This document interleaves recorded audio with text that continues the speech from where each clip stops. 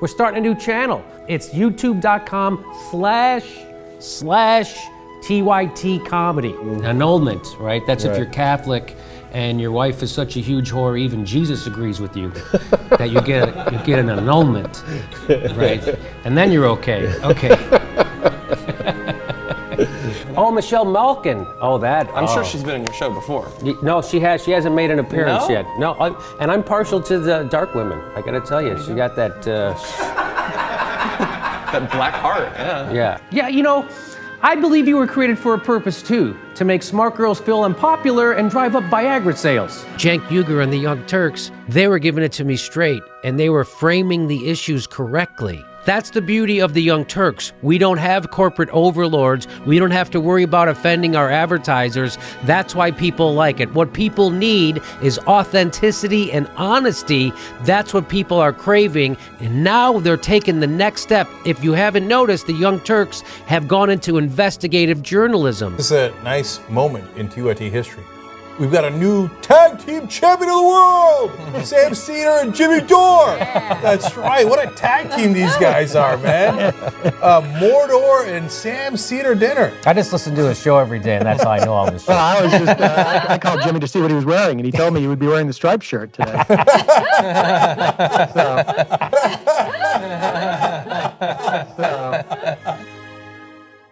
I predict on June 7th, Bernie will overtake Hillary Clinton with the lead in delegates on June 7th. Okay. June 7th, Bernie overtakes Hillary Clinton. Do not believe the mainstream news media or even jagoffs on cable or who are on the internet telling you that. Believe me.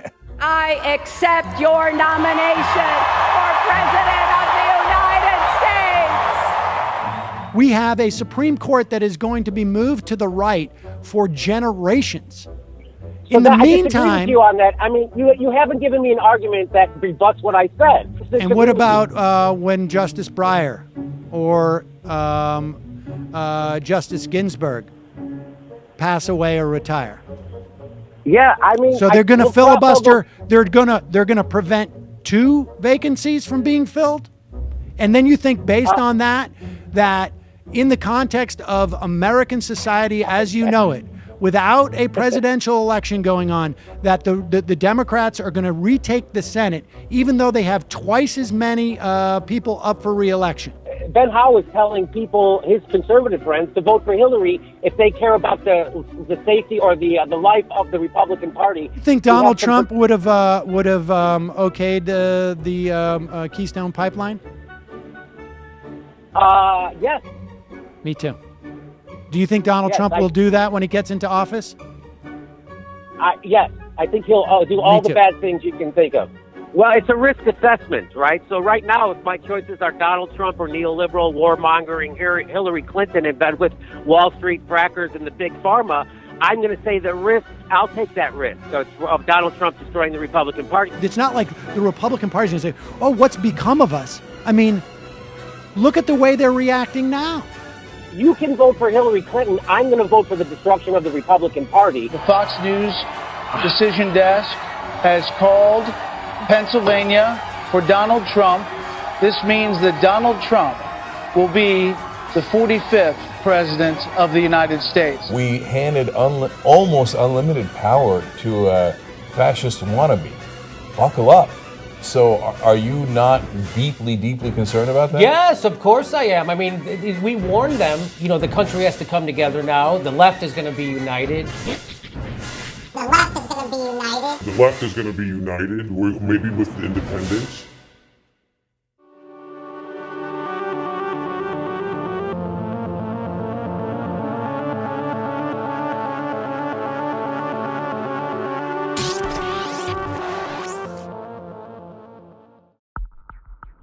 You wouldn't forgive me for going to work for the KKK, but why do we forgive people for going to work for Fox News? Because that is the most that is like not okay. That is so over the top, and that's what I'm saying. Like, there's no disqualification from polite society anymore.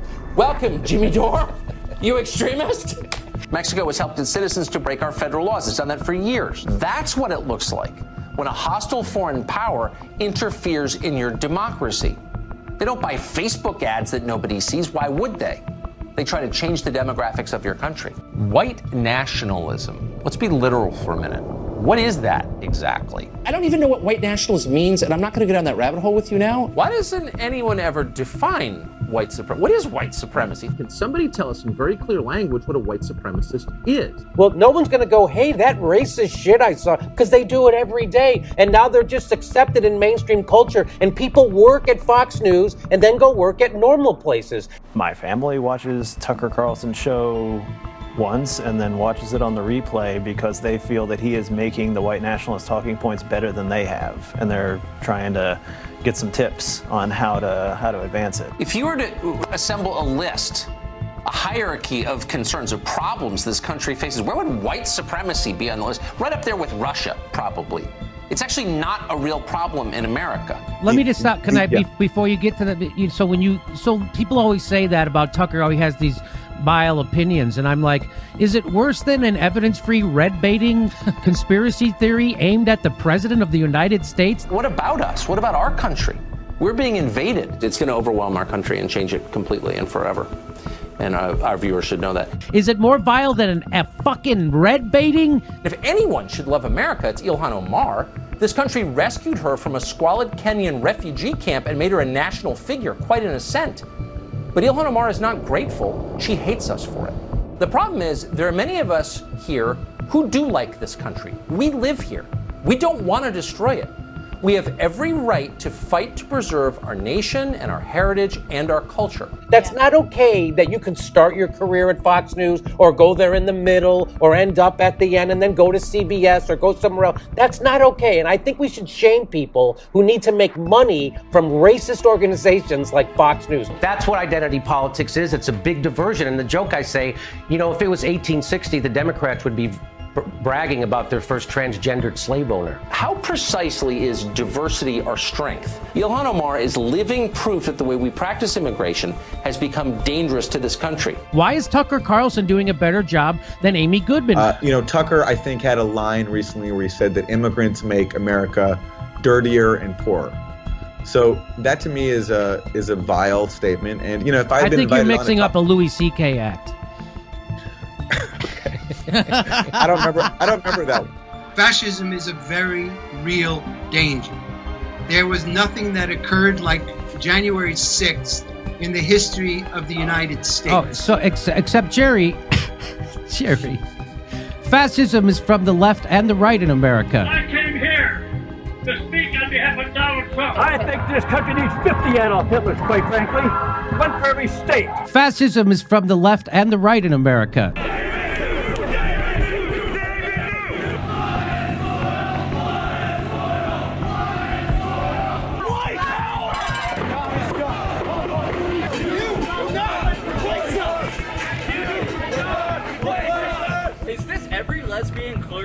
In America in one place.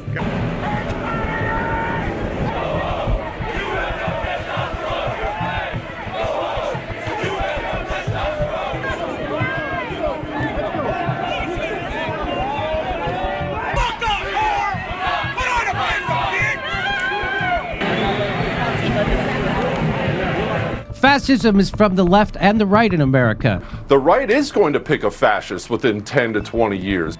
That's so well put, and you're absolutely right. We're moving toward actual extremism because they're undermining the system that kept extremism at bay. And I don't think we can say that enough. I'm so glad that you just said it. So this is, again, what's wrong with the left. They have this authoritarian streak. They want to control other people's speech. They think censorship is good. And to show you that people like Neera Tanden are actually pushing fascism. They're the danger to journalism. I'm going to open up our libel laws so we can sue the media. Presidential candidates don't ban news outlets and threaten to sue them once they become president. The Young Turks continue to melt down, and so I think the Young Turks feel like they've painted themselves into a corner, and now they got nothing else to do except just swing at everything. He sounds like Bill O'Reilly. Again, Tucker nailing it, everyone else lying. Tucker Carlson holding the politicians' feet to the fire. Because I've showed people that Cenk Uygur smears Julian Assange, smears Aaron Mate, is on the take. is pro-imperialism and runs interference for Democratic politicians instead of pressuring them. And, you know, he's corporate. He takes money from DNC's biggest donors to fund his show. Iraq is a crappy place filled with a bunch of, semi-literate primitive monkeys. But I just have zero sympathy for them or their culture, a culture where people just don't use toilet paper or forks. If he's so bad, normally he's such a bad journalist, but he's nailing this. Western civilization is our birthright. It makes all good things possible. Undefended, it collapses. And so we've got to fight to preserve it. It's a war with one side trying to erase all remnants of its opponent, in this case, Western civilization. Is the culture into which they're coming, the Western civilization we're talking about, superior to the culture that these immigrants are bringing? Do you think it's possible to move a large Muslim population into the West and successfully integrate them into Western culture? Have you seen that anywhere? I know that Jimmy Dore is an unstable con man, and that right-wingers love him as he helps them attack real progressives. Name them. He's a bought and paid for corporate tool, which is what Cenk Uygur and the Young Turks are. Why is Tucker Carlson the one telling us this? And Bernie pushes the goddamn stupid Russiagate thing. So this fucking charlatan takes $24 million from the establishment right-wingers and DNC donors. Why is this guy getting it wrong and every other motherfucker getting it right and every other motherfucker gets the story wrong? Why is that? Because they're bought and paid for and they're not journalists. People like this don't bother to work. They don't volunteer or pay taxes to help other people.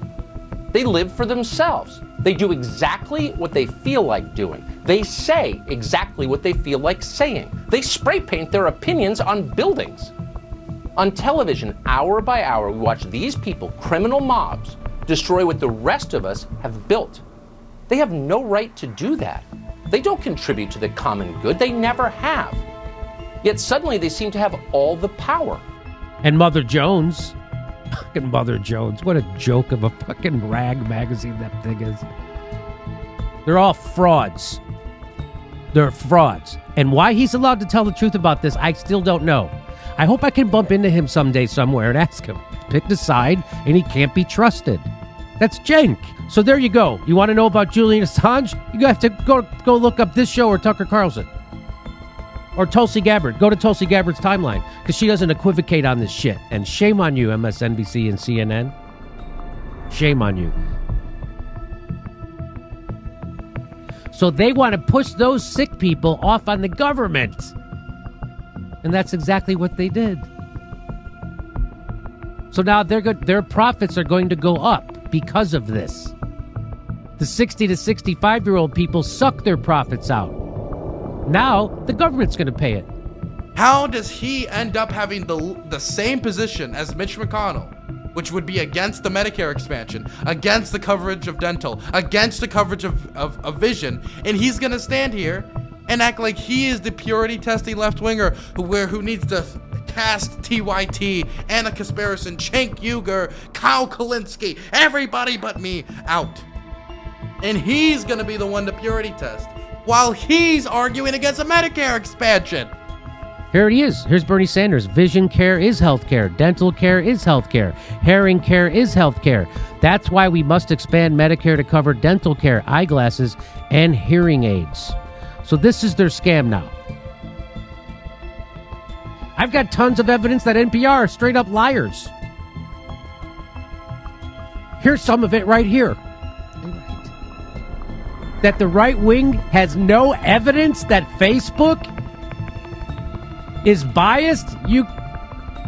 Well, right there, that's just a straight up lie. And that shows you how establishment media works. NPR, Facebook, the Biden administration, Silicon Valley, they're all in the same cabal. They're all in the same cabal. Interesting. Interesting choice of words there. So let's look at this bias. The top 10 performing links posted by US Facebook pages in the last 24 hours are from number 1, Franklin Graham, number 2, Ben Shapiro, number 3, Ben Shapiro, number 4, Dan Bongino, number 5, Dan Bongino, number 6, NPR, number 7, Ben Shapiro, number 8, Ben Shapiro, number 9, Ben Shapiro, number 10, Ted Cruz. Look, a protester sits inside Nancy Speaker Pelosi's office. We will not back down is scrawled on a folder.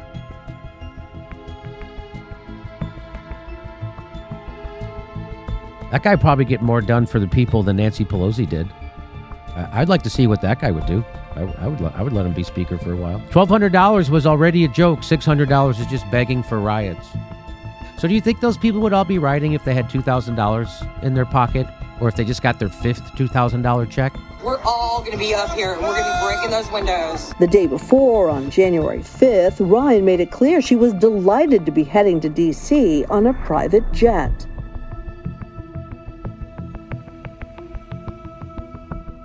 Nice-looking, regular, normal people. She's a business person.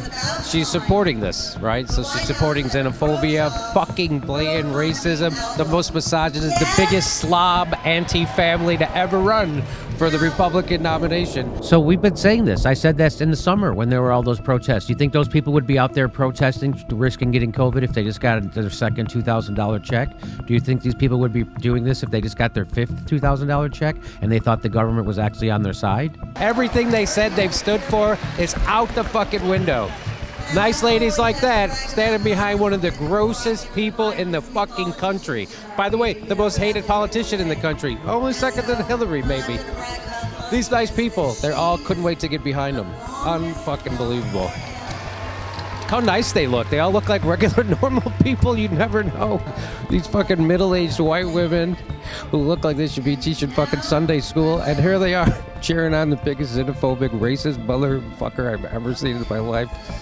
I've said it before on the show. I went to a Trump rally last week, 2 weeks ago, and I immediately realized that it's not being covered the way it should be covered. It should be covered as a hate rally, which is what it is. But you have lots of good-looking reporters standing in front of cameras saying that it's just another political event. And what he said today was this: he called her Pocahontas, and but I'm being neutral. So. I wish it would be nice if they did, the Huffington Post, when every time they cover Donald Trump, they end with the Donald Trump is a race-baiting, xenophobic, racist who incites violence, and it's like, hey, by the way, this is who this is. As a result of unprecedented and ongoing violent situation in Washington, D.C., we have required the removal of the President of the United States tweets that were posted earlier today for repeated and severe violations of our civic integrity policy. I don't know what to tell you, but that is a little chilling. I don't care what he's tweeting.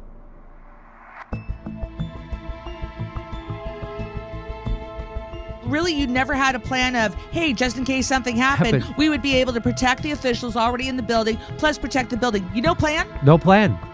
Just like the Justice Democrats when it came to forcing the vote, they had no plan. So the idea that we have progressives inside the Democratic Party, it's actually more deleterious to the progressive movement to have them there. Just when it came to using their leverage, the Justice Democrats, they had no plan. And they still don't have a plan. But one of the more fracturing and extremely divisive debates in recent memory occurred over this idea called force the vote, which sought to pressure progressive congresspeople into using their leverage to essentially threaten Speaker Pelosi's reelection, and as a result, potentially get some policy concessions, or at very least a floor vote on Medicare for all. If you paid attention at all to this debate, did you have an opinion on the strategy? And do you think that elected progressives, congresspeople like Alexandria Ocasio-Cortez or Ro Khanna, who believe in policies like Medicare for all and a Green New Deal, have a responsibility to be fighting to push President Joe Biden and his administration even harder by using their leverage in instances like this, or to hold up key bills in order to get policy concessions? Let's take a look at the real world, not a dream world, the world we live in. Suppose you manage to push Pelosi to say, let's have a vote on Medicare for all. And in the Senate, push Schumer to have it. We know exactly what's going to happen. 50 Republicans will vote against it. A large number of Democrats will vote against it. 2, certainly. Manchin, Sinema, probably plenty of others. So what we're saying is, let's do something to be defeated. Is that a strategy? We can't even get a vote on Medicare for all. Well, here's a way you can get it. You can withhold your vote from Nancy. You use leverage, just like the Tea Party did. They're called the Freedom Caucus. They drove John Boehner crazy.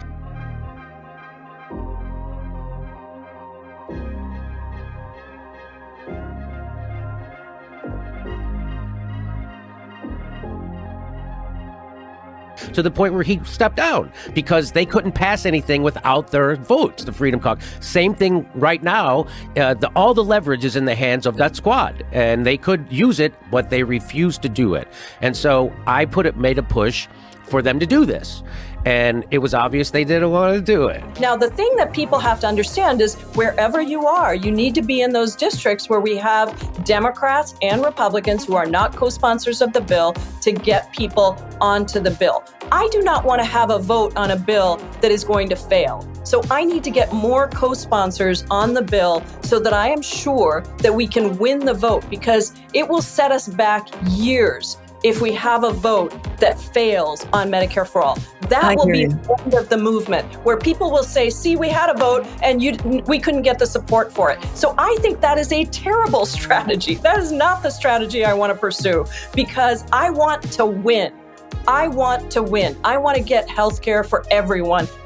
And you don't get her to do what you want her to do by being fucking nice to her. You get her to do what she's supposed to do by ripping her to shreds, which is what I'm doing right fucking now, because she has it coming. And it's not just her. They all do. She's the only one engaging on Twitter, which is why she's getting it. The issue that I have with this is that Jimmy Dore doesn't talk this way about anybody else. Right now, AOC and the squad are the most left-leaning people in American government. They are, and they're the most left-leaning people that have been in American government for a long time. So, I want to say right off the bat, there's nothing wrong with challenging or criticizing very left-leaning people in government. Jimmy Dore, I've seen Jimmy Dore's coverage of Trump. Jimmy Dore is one of those people who is constantly downplaying how threatening Trump would be because it owns the libs. Jimmy Dore was one of those people who would constantly be, libs are hysterical. They're hysterical about Trump. They have Trump derangement syndrome. He actually uses this term, Trump derangement syndrome. When he went on Tucker Carlson and pleaded with Trump like a good little boy. And then he comes here and he says he's ripping AOC to shreds because AOC doesn't want to engage in a harebrained strategy that has literally zero chance at procuring any positive results for anybody. They're going to wait for me to come up with another plan. They're going to wait for me or Kyle Kalinske or Crystal Ball or Cornel West to come up with a plan for the Justice Democrats and how to use their leverage, and then they're not going to do it again. You don't throw away political power on things that not only were not going to work, but also were not possible and would not have resulted in any good political externalities for us. You just don't do that. You don't do what makes your emotions feel better. You do what's going to actually help people, and that's going to build your foundation to help people in the future. Fighting in general doesn't always mean you're going to go into a boxing ring and just try to throw haymakers. I use this example a lot. If you go to fight somebody, or if you try to box somebody who is skilled and you simply come in and try to punch them like as hard as you can, that person is going to beat the crap out of you. Some things in politics takes a lot of discipline, and discipline is something that force the voters technically or usually lack. If you want to do politics, you got to fucking understand the issues. It's not all just emotions and fantasy life. Or if you want to do emotions and fantasy life, then own it and just do critique, and that's great. But don't call people who actually care about the process and bother to do some fucking research dummies because they look at things a little bit structurally. It's an easy hustle, it's an easy market, it's an easy game. But it's not contributing to anything. It's not going to help us win. And who runs them? Who runs the communists and the socialists and all of it? The big banks, period. They're going to go along with Nancy Pelosi, and Nancy Pelosi goes along with Goldman Sachs and Raytheon. So when you're voting for someone inside the Democratic Party, you're voting for Goldman Sachs.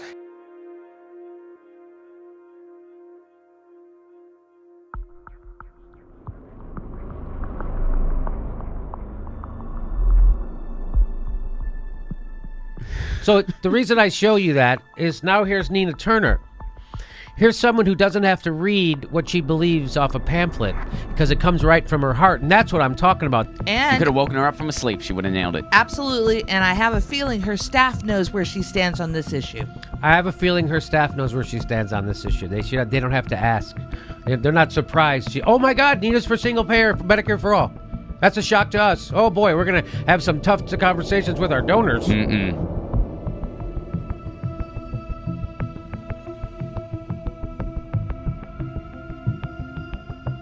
Nina Turner is against Force the Vote. She gave a bad faith answer on Bad Faith Podcast. That's when I stopped my monthly donation, Jerry Mack. You know how I feel, Jerry. I'm right there with you. I'm not giving my money to somebody who's running in the Democratic Party. I'm not giving my money to somebody who runs in the Republican Party. I'm not giving them my money. Come get my vote. Come get my vote. And you know how you're going to get support? Universal health care. For my brothers and sisters in America, universal health care. And in Ohio's 11th district, an establishment Democrat clinched a major victory over the progressive candidate in that primary. Shontel Brown received more than half of Democratic votes. Nina Turner, a former Ohio State senator, came up short with just 44% of the vote.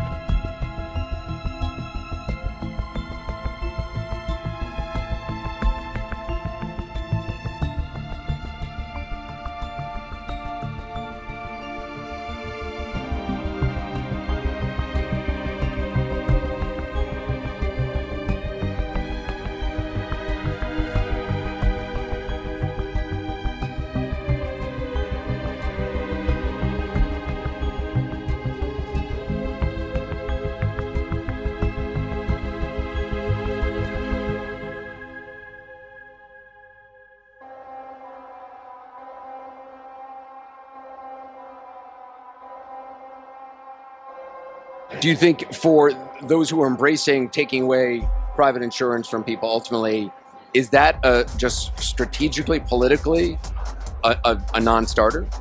I don't know about the politics of it. I just think about it from the perspective of people, of the American people, that if all of a sudden you are taking away their choice, that's not a very American thing, in my opinion. We've been trying to get Bernie Sanders on the show. He's not coming on my show. Bernie Sanders won't come on the show. He's making it as hard as possible. Bernie's definitely ducking the show on purpose. He's not coming on this show. He's not coming. He is not coming on. He's ducking the show.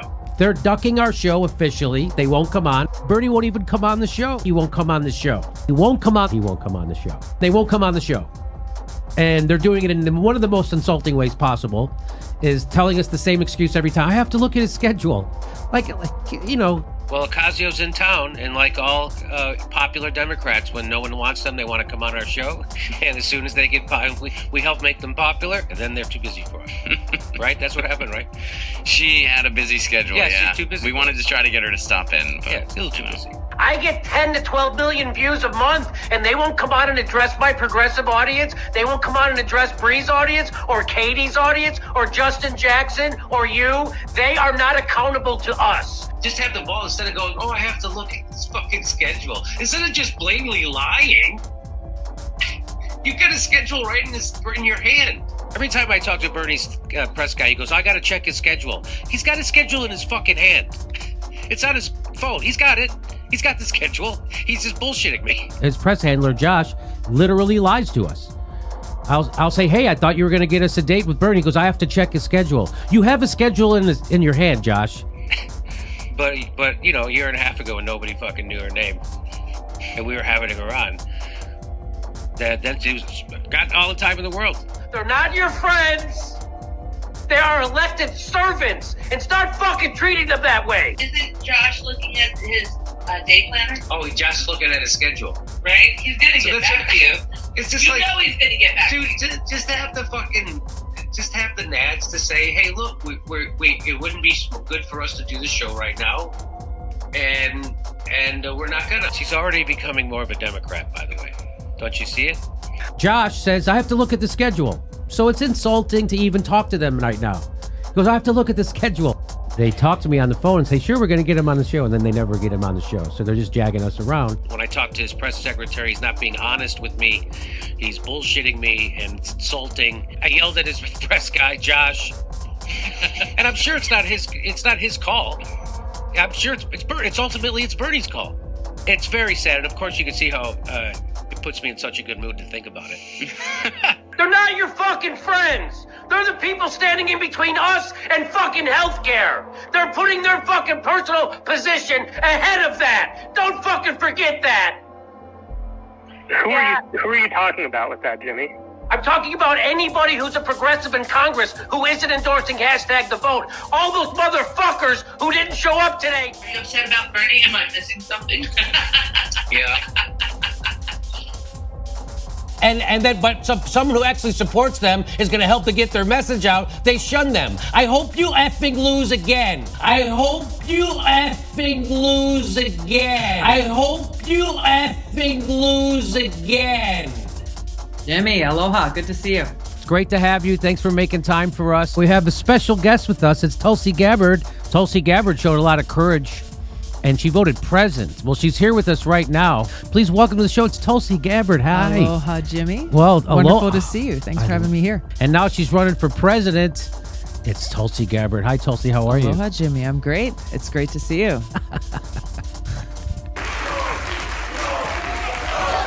Tulsi, Tulsi, Tulsi, Tulsi, Tulsi. Oh. That's why I support Tulsi over Bernie in the primary, because Tulsi's got a much clearer foreign policy. I think it's fantastic. Gabbard herself co-sponsored a House resolution designed to reaffirm the U.S.'s commitment to reflexively use its veto power in the United Nations to defend Israel's reputation when it bombs Palestinian civilians. She also co-sponsored a bill that condemns efforts to boycott Israel following these bombings, which puts her in line with the most hawkish lobby-backed members of the U.S. Congress. In public, Gabbard has claimed that she desires a Palestinian state, but this is contradicted by some of her votes and some of her affiliations. For example, in the 2-year period spanning November 2014 to November 2016, Gabbard received $21,975 from anti-Palestinian groups, and in 2015 spoke at a conference for Christians United for Israel, a far-right organization that strongly opposes Palestinian statehood. She works with people who oppose Palestinian statehood. That's who she really is. I'm impressed with Congresswoman Gabbard because she has behind her not just words, but deeds. This is the kind of friend we need in the Democratic Party. Ladies and gentlemen, please give your warmest welcome to Tulsi Gabbard. Through these jurisdictions, I've spent much of my time in Congress very focused on ensuring our nation's security in the face of a rising threat from Islamic extremists and an Iran that continues to threaten Israel and the United States. As a soldier, I know firsthand how important it is to understand and identify your enemy. So whether they're called ISIS or Al-Qaeda, Boko Haram, or Al-Nusra, all of these groups are of the same brand of Islamic extremists who attacked us on 9/11 and who continue to wage war against us today. I know that many of you are asking the question, why are we doing this? The answer is very simple. We're doing this because God asked us to do so in His Word. Would you do something for the Jewish people in Israel right now because they are under attack? There's a nation that has the ability to put a nuclear bomb together that's threatening to kill every one of them. The first thing Jesus is going to do when He gets back, according to Matthew 25, is have the judgment of the nations. And what's the basis of that judgment? The judgment of the nations is going to be how you treated Israel and the Jewish people. This isn't just about one group called ISIS or another group called Al-Qaeda. It's about an overall threat posed by their radical ideology.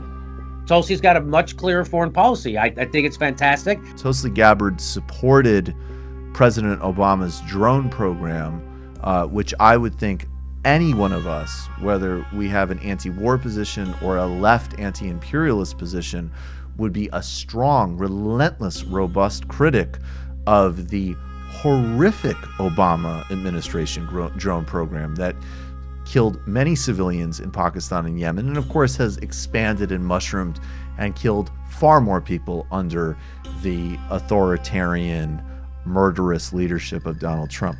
Back during when she kind of came on a certain type of national radar, say in 2013, 2014, it was on the right. It was being on Fox News saying that it was a problem that Obama didn't use the phrase Islamic terrorism. This is how she caught the interest of Steve Bannon and Breitbart and the fascists. By his not using this term Islamic extremism and clearly identifying our enemy, it raised a whole host of questions. How do we defeat this threat of Islamic extremism that's not just occurring in the Middle East, that isn't just about this one group called ISIS or another group called Al-Qaeda? It's a much larger war, really, that is as much an ideological war as it is a military war. Should U.S. troops be doing more, maybe even special forces on the ground hunting and killing ISIS fighters? Well, I think generally what I have long called for is having these hubs throughout the region in different places where our special forces can operate from and conduct quick strike attacks against ISIS, Al-Qaeda, and these other Islamic extremist groups. That's why I support Tulsi. Tulsi's got a much clearer foreign policy. I think it's fantastic. Her foreign policy specifically is full of right-wing talking points and bizarre positions and actions. Here are some examples.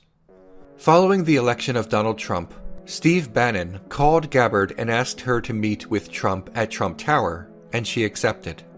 The Hill reported that Bannon loves Tulsi Gabbard and that he views her as someone who is aligned with Trump on foreign policy.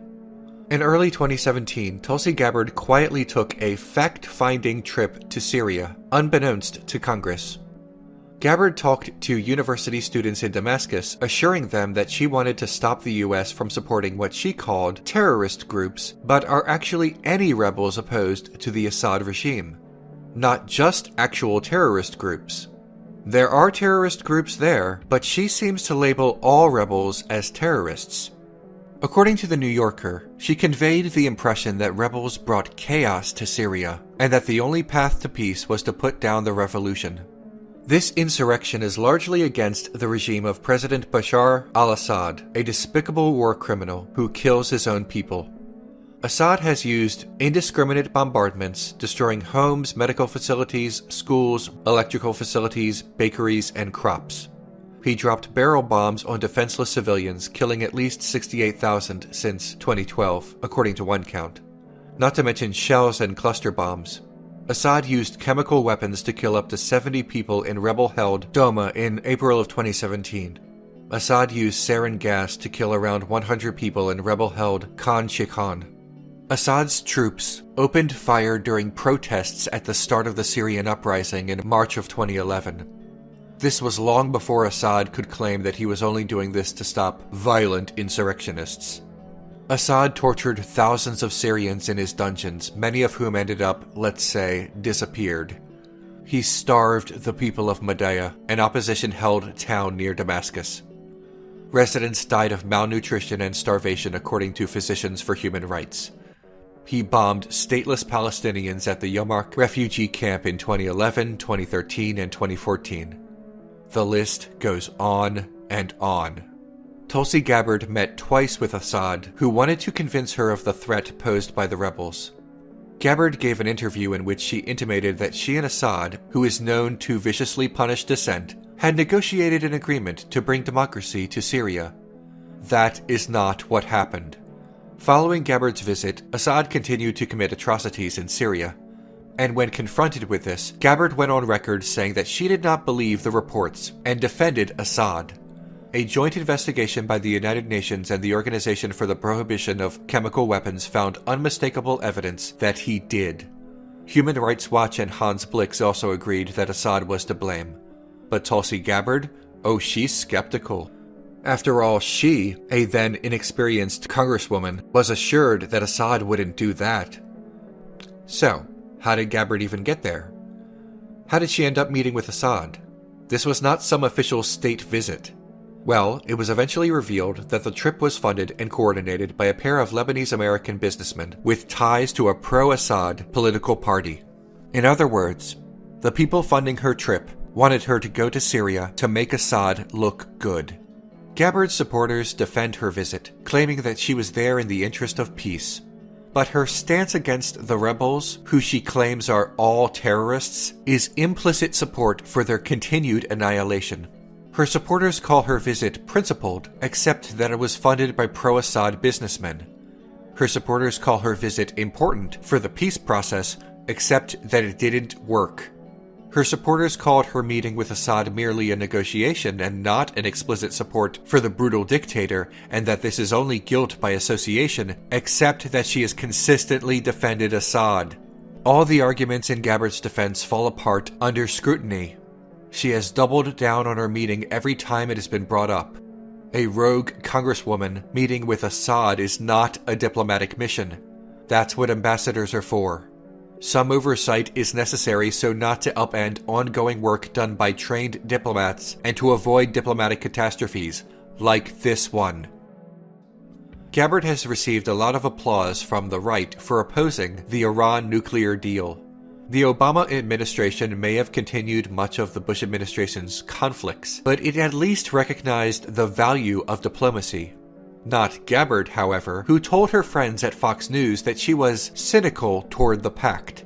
Gabbard's position on refugees should be of some concern as well. She introduced a resolution in the House of Representatives calling for the United States to prioritize Christians when granting refugee status. She also joined the House Republicans in passing the SAFE Act in 2015, which added extra requirements to the already tremendously sluggish refugee vetting process. The SAFE Act did what it set out to do. It effectively ground to a halt the admission of refugees from Syria and Iraq, majority Muslim countries. Her rhetoric on the debate stage does not match her history, nor does it match her policies or voting record. Bernie is excellent on domestic policies. His foreign policy has always been squiggly. It's never been consistent, and he often repeats CIA talking points. But that's why I support Tulsi. Tulsi's got a much clearer foreign policy. I think it's fantastic. The reality is just like there's people who align with the far-right fascist elements in a place like Israel, she has been in her career aligned with the Hindu nationalist far-right, and specifically Narendra Modi, who's India's prime minister. Throughout his career, Modi's party, the BJP, has served as the political arm of a hardcore Hindu nationalist paramilitary group, the RSS. And I know that I've just thrown a lot of letters at you there, but if there is one thing that I'd really like you to know about the RSS, and by extension, Modi's party, it is this. The RSS was formed in 1925 by Keshav Baliram Hedgewar with the purpose of creating a Hindu unity. Early leaders such as M.S. Golwalkar admired Adolf Hitler and the Nazi movement for steps taken to ensure, quote, the purity of the race and its culture.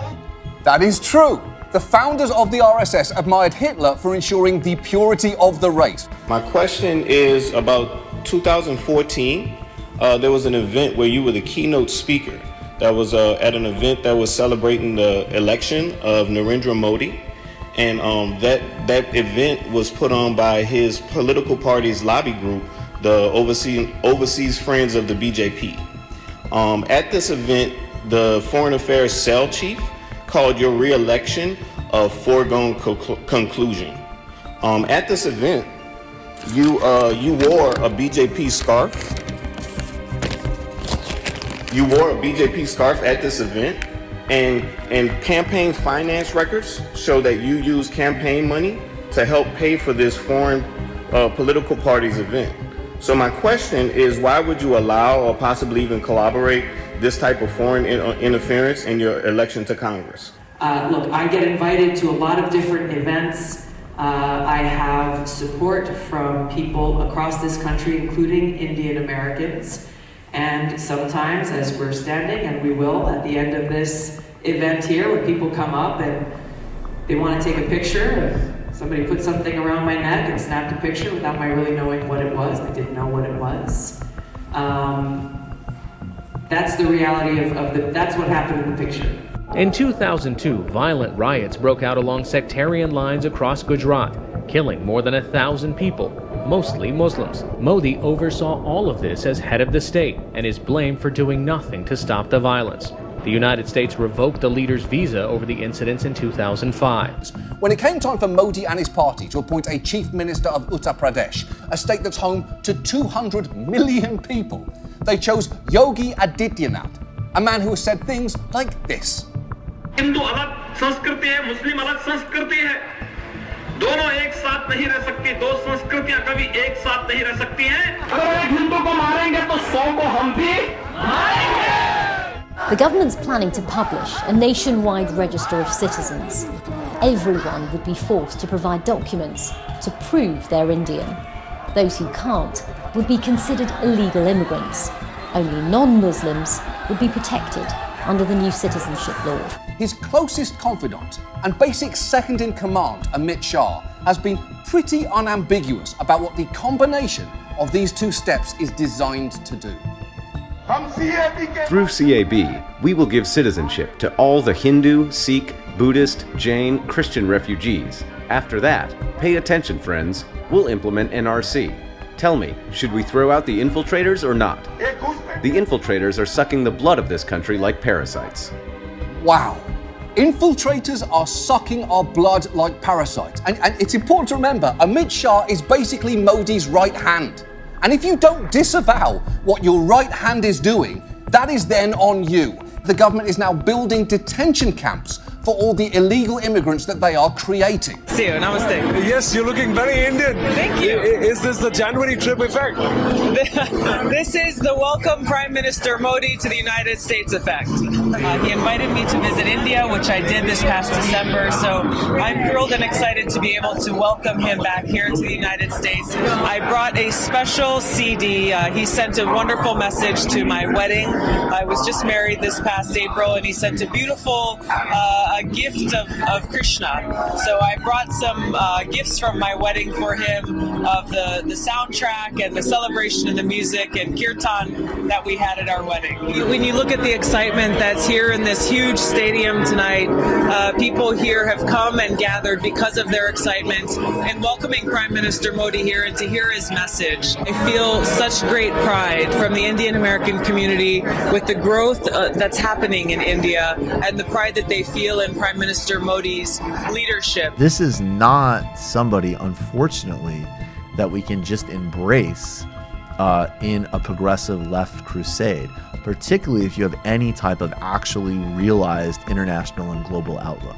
Tulsi's got a much clearer foreign policy. I think it's fantastic. How do you respond to the much discussed report on the CIA's use of torture and what some Americans have called a blot on American values? Do you share that opinion? We're in a situation where our family or our community, our state or our country is in a place where, let's say in an hour, a nuclear bomb or an attack will go off unless this information is found.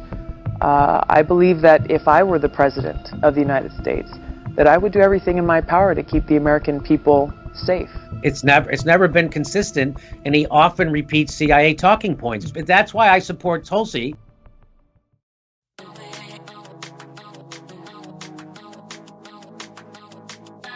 These people back here, these horrible, horrendous people. You are the enemy of the people. Intercept has been outed time and time and time again as being an enemy of the people, as being an enemy of Medicare for all, as running interference for politicians, and other YouTubers still fucking talk about that guy like he's a good journalist instead of an enemy of the progressive movement. And shame on those motherfuckers. And I'm calling them out.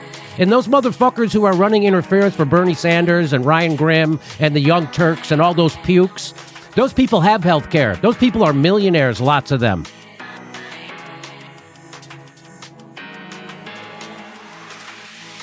Ryan Grimm gets a six-figure, probably $500,000 a year from a billionaire to run interference to squash progressive movements. That's what Ryan Grimm gives. That's what The Intercept is doing right now. When did she ever fight for anything? Never. Again, people who are sitting at home on their fucking millionaire asses, never doing fucking anything. Anna Kasparian sitting in her $24 million studio wagging her finger at other people. When you grow up rich in a cul-de-sac, you find pretty words to shit on people who are actually fighting for things. When you grow up super rich in a cul-de-sac and your parents are corporate lawyers, shit libs.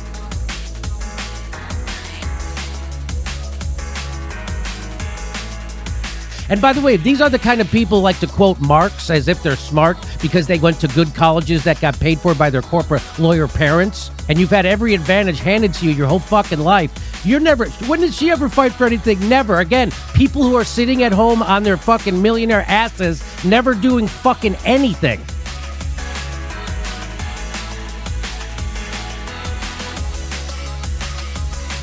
But if they ever got within 5 feet of a worker, they'd get punched in the fucking face. Emma Vigeland never got anywhere near a fucking worker. They'd tell her to get the fuck out of here and go back to your cul-de-sac and your corporate lawyer parents. This meme, someone made this.